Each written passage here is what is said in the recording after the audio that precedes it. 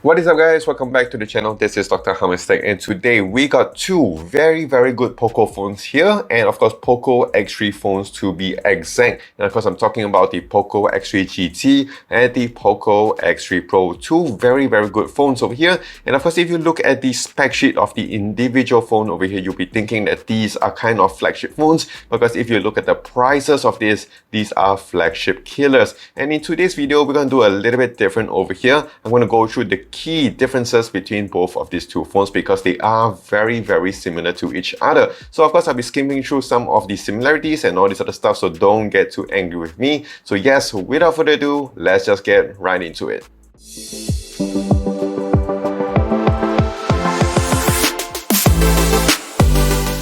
So we're going to start off things here with the prices here. And for the X3 Pro, if you want to get the base model, it starts off at 999 ringgit. And if you want to get the higher spec model, this one comes at about 1299 ringgit. Over here on the X3 GT, the base model, you can get it for about 1299 ringgit. And if you want to get the higher spec model, this one goes for about 1599 ringgit. Of course, I'll put all the prices in USD next to this. Both of these two phones do go on sale pretty often. Over here on the X3 Pro, it goes on sale every month during the 66 sale, 7788, and even the upcoming 99 sale. Here on the X3 GT, I got it during the launch sale over here, and it already had two sales since then. The launch sale, the 88 sale, and an upcoming 16 on the August sale as well. So yes, I will show you the prices of these phones during the sales. Over here on the X3 Pro, you can get it for 899 ringgit, and if you want the highest spec model, you can get it for 999 ringgit. Whereas over here on the X3 GT, the base model starts off at 1199 ringgit, and if you want the highest spec model, you can get it for 1399 ringgit.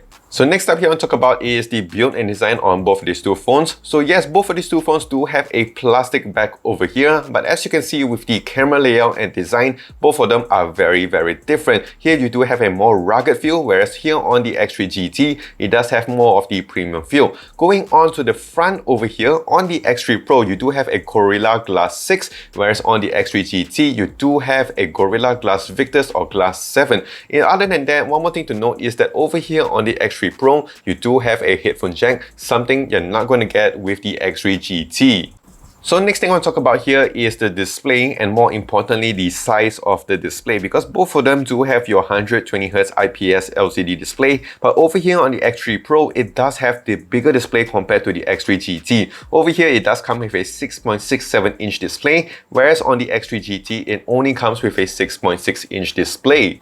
In terms of the screen calibration, I feel that with the X3 GT, it does have more of the warmer look, whereas on the X3 Pro, it does have more of the colder tone. In terms of the maximum brightness, I think both of them are pretty much the same. One more thing to note is also the weight of these two phones. On the X3 Pro, it is definitely heavier compared to the X3 GT. One of the main reasons for that is because the X3 Pro does come with a bigger battery over here. This one here comes with a 5160 mAh battery, and you compare that to over here, it only comes with a 5000 mAh of battery. But one more thing to note is here is when it comes to the charging. Here on the X3 Pro, it does come with a 33 watt brick charger, so it's able to charge up your phone from 0 all the way to 100% in just under an hour. But over here with the X3 GT, it does come with double that wattage over here, 67 watts brick charger, so it's able to charge up your phone from 0 all the way to 100% in just over half an hour.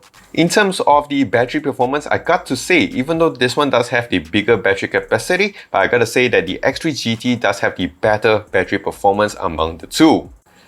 So next thing I'll talk about here is the internal specs on both of these two phones. Not only they are using different kind of chipsets, they are using different manufacturer chipsets.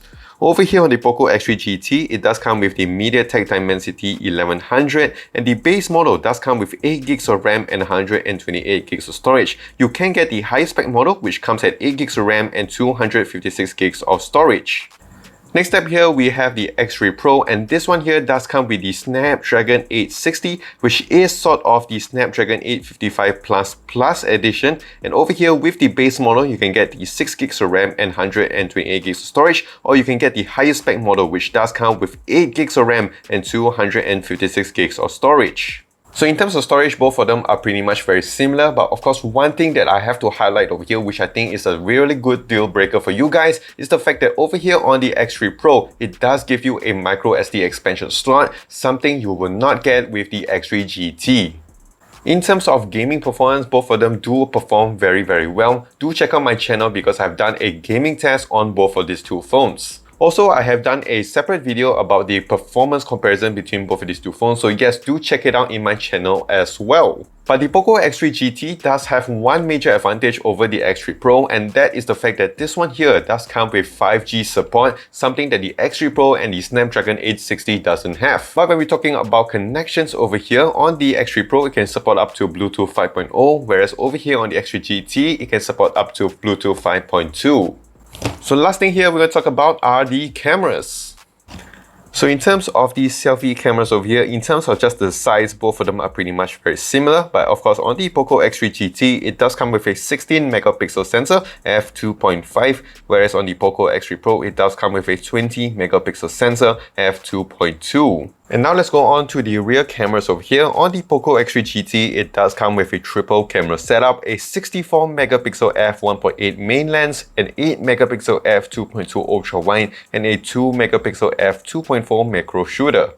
When it comes to the Poco X3 Pro, it does come with a quad camera setup, starting off with a 48 megapixel f1.8 main lens and 8 megapixel f2.2 ultra wide, two 2 megapixel f2.4 cameras, one for the macro and one for the depth camera.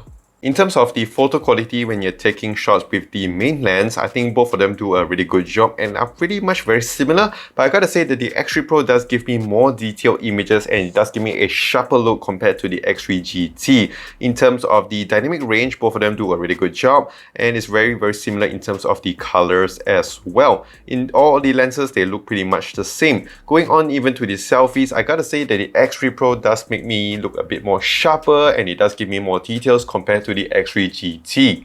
But you will notice more of a difference when you're taking nighttime shots. Over here on the X3 Pro, I have to say it does look better compared to the X3 GT. In terms of the dynamic range, it actually looks much better compared to the X3 GT. You do get more clarity, you do get more sharpness and more brightness compared to the X3 GT. The X3 GT does a better job when it comes to the ultra wide shots. You're going to get more details, the colors do look sharper and of course more contrasty, and you do get a little bit more details compared to the X3 Pro. In terms of the selfie video, both of them can record up to 1080p at 30 fps, but for the X3 GT, it does have a wider field of view, and in terms of dynamic range and details, I do prefer it on the GT. So going on to the rear cameras now, both of these two phones can record up to 4K at 30 fps. One thing to note is that both of these two phones do not have any sort of OIS, but they do have EIS built into their camera hardware.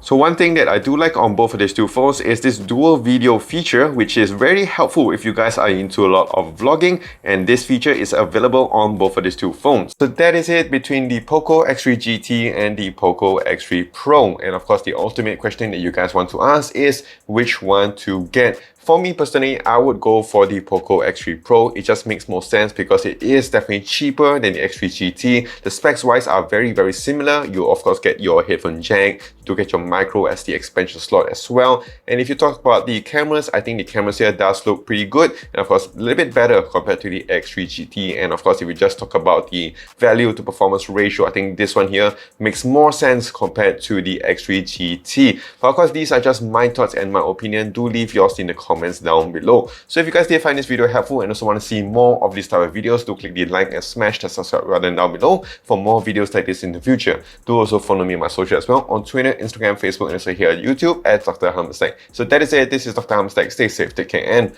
wash those hands.